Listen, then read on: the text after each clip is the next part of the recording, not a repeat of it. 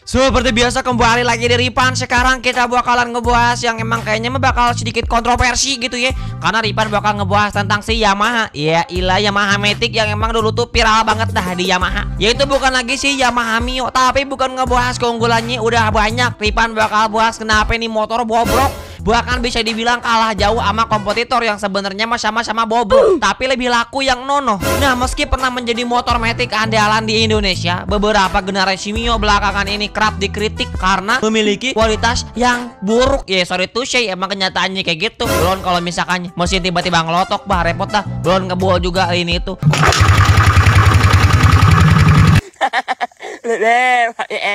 Jadi kali ini Ripan bakal coba bongkar alasannya dan juga melihat jenis-jenis Yamaha Mio yang udah dirilis selama ini. Jadi bagi teman-teman semua yang mungkin penasaran gitu ya kan, bagaimana nanti nasibnya nih si motor setelah Ripan geprek, simak baik videonya sampai akhir. Lanjut.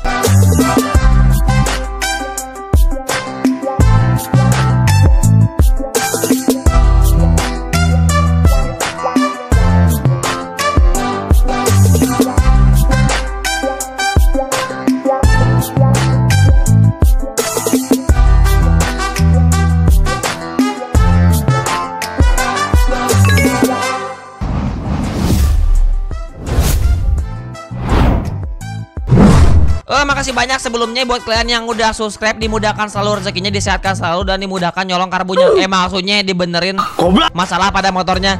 Mana ada aja. Nah, pertama Ripan bakal jelasin terlebih dahulu tentang sejarah singkat dari generasi pertama Yamaha Mio. Nah, jadi Yamaha Mio pertama kali diluncurkan pada tahun 2003. Ini masa-masa keemasan saat tiap orang sampai baik yang pakai Mio pasti dibilang pasti orang kaya.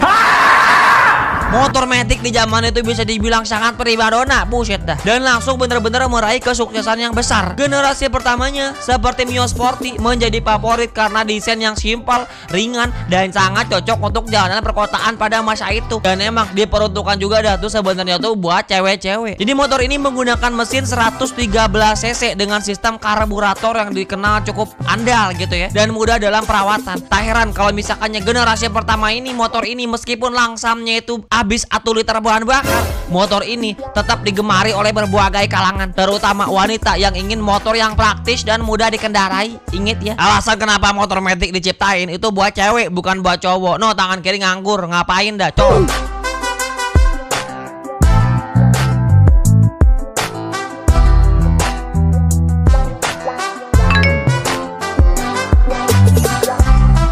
Nah, langsung kita masuk pada bagian yang kedua. Kita lihat dah pergantian generasi dan perubahan teknologi. Masalah mulai muncul ketika Yamaha memperkenalkan teknologi injeksi di Mio J. Jadi sebelum ada Mio J ini, itu ada beberapa dua generasi Mio Karbu. Itu ada Mio Smile dan Mio Sintung biasanya disebutnya ya. Jadi sekitar tahun 2012 gitu ya, peralihan dari sistem karburator ke injeksi sedang menjadi perbincangan hangat pada zaman itu.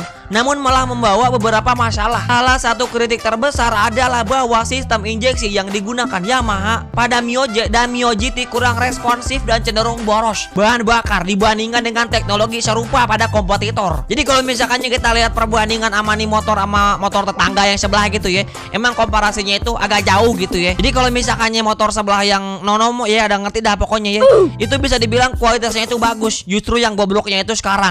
Nah, kalau misalkannya Yamaha nih ya, yang dulu awal-awalnya itu bobrok gitu ya, ya termasuk sekarang juga masih bobrok sih. Nah, selain itu desain dari Mio J dan Mio GT dianggap kurang menarik, masih kayak print depanable gitu ya. Dan ini kalau misalkannya dibandingin dengan generasi Mio sebelumnya gitu. Mio J dirancang dengan bodi yang lebih besar gitu dan terlihat kurang sporty sebenarnya, malah maksain obesitas. Meskipun Yamaha mencoba menghadirkan desain yang lebih modern dengan banyaknya lekukan dan sudutan yang kayaknya tuh mungkin kalau misalkannya pada zamannya bisa dibilang masih transisi ya. Perubahan ini malah membuat Mio kehilangan identitasnya sebagai motor Matic yang ringan dan lincah. Yang kalau misalkannya dilihat nih ya, motor Mio J atau motor Mio GT itu emang kontras banget dengan motor Mio yang sebelumnya pada generasi yang karbu. Beda banget.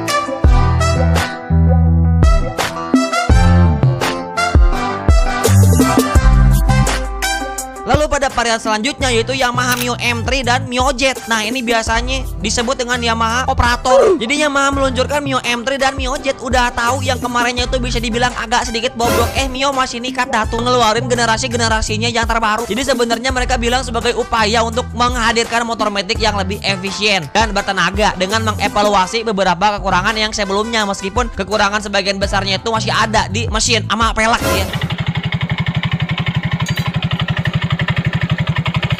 Kedua motor ini mengusung teknologi Blue Core yang seharusnya dapat meningkatkan efisiensi bahan bakar dan mengurangi emisi. Namun banyak pengguna yang mengeluhkan bahwa performa dari mesin Mio M3 dan Mio Jet cenderung tidak stabil, terutama setelah pemakaian jangka panjang. Apalagi kalau misalkan yang ngomongin durabilitas the mesin, kagak ngerti dah. Ini motor atau 25 cc, tapi kalau misalkannya secara durabilitas diomongin dikit-dikit ngebul, dikit-dikit ngelotok. Yang emang kalau misalkannya ini nih udah bukan rahasia umum lagi, yang emang udah muncul dari zaman Mio J bahkan Mio GT. Tapi kasus ini jarang pada Mio Karbu yang dulu yang awal-awal tuh masih jarang ya. Jadi emang munculnya tuh sejak nongolnya tuh Mio generasi injeksi yang emang kualitas mesinnya tuh bobrok gitu ya.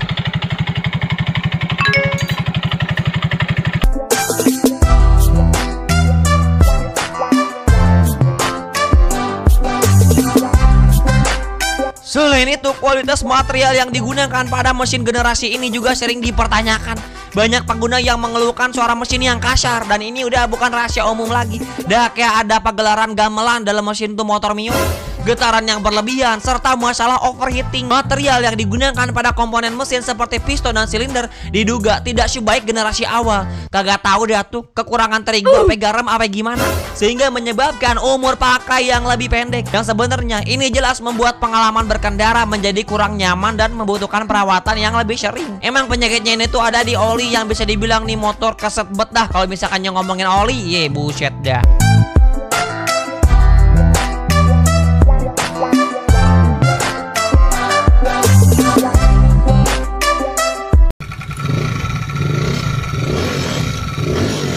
Nah, lalu pada generasi selanjutnya yaitu Yamaha Mio S yang masih bener-bener mengevolusi dan menyediakan pembaruan. Di tahun 2017, Yamaha meluncurkan Mio S dengan harapan untuk mengembalikan pamor dan citra motor Mio di pasar motor matic yang kalau misalkannya kita lihat dari modelnya itu udah ngelantur dari model-model motor signature Mio gitu ya. Mio S hadir dengan desain yang bisa dibilang lebih ramping sebenarnya, dengan fitur-fitur seperti lampu LED dan panel instrumen digital. Namun di balik tampilannya yang modern, Mio S tetap menghadapi masalah yang serupa dengan generasi sebelumnya. Tetap ada di kualitas mesin yang tetap menjadi sorotan. Kagak sekalian dah Mio pakai mesin RE King baik dah, dimana performa yang ditawarkan kurang bertenaga dan tidak konsisten. Selain itu, fitur-fitur yang ditambahkan tidak cukup untuk menarik konsumen yang sudah terbiasa dengan fitur canggih dari kompetitor. Ini udah masuk tahun 2017 ya, inget ya. Jadi udah banyak tuh teknologi revolusioner di zamannya. Seperti emang lagi rame-ramenya itu adalah idling stop, yang bahkan di motor kagak ada. Konsumen kayak menganggap gitu ya, Yamaha tidak memberikan peningkatan yang signifikan pada aspek performa dan efisiensi mesin, yang membuat Mio S kalah bersaing di kelasnya. Ini mesin masih gitu-gitu baik, pelek masih gitu-gitu baik, bah. Emang kagak ngerti lagi dah aman di generasi Mio.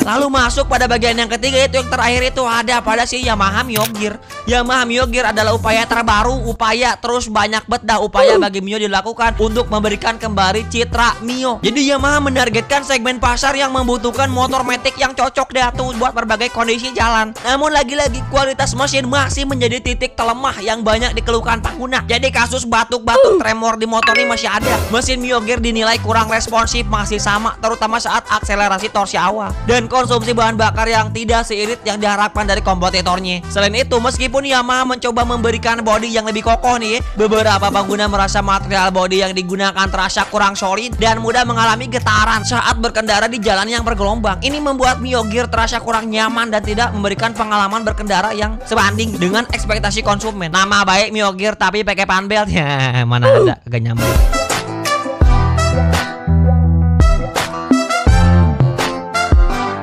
Kalau misalkannya kita lihat nih, simpul ini mengapa kualitas generasi Mio menurun. Ada beberapa alasan mengapa generasi Yamaha Mio dianggap menurun. Yang pertama, perubahan material dan komponen yang digunakan pada mesin diduga menjadi salah satu penyebab utamanya. Yamaha mungkin mencoba menekan biaya produksi dengan menggunakan material yang lebih murah. Namun ini berpengaruh terhadap daya tahan dan performa mesin. Yang kedua, kurangnya inovasi teknologi yang menjadi faktor penting. Yamaha terkesan lambat dalam mengadopsi fitur-fitur canggih yang sudah umum pada motor metik lain, seperti sistem idling stop dan fitur keamanan seperti smart key. Hal ini membuat konsumen merasa bahwa Mio ini monoton dah. Dan yang ketiga, Yamaha terlalu fokus pada perubahan desain yang untuk menarik perhatian konsumen baru, namun mengabaikan esensi dari apa yang membuat Mio dulu sangat disukai, kepraktisan dan kehandalan. Perubahan desain yang besar jauh signifikan justru menghilangkan signatur ciri khas dari Mio itu sendiri. Dan yang keempat, tebakan kalian bener, ada di velg. Males bener dah Yamaha Mio nih ganti model velgnya. Gila.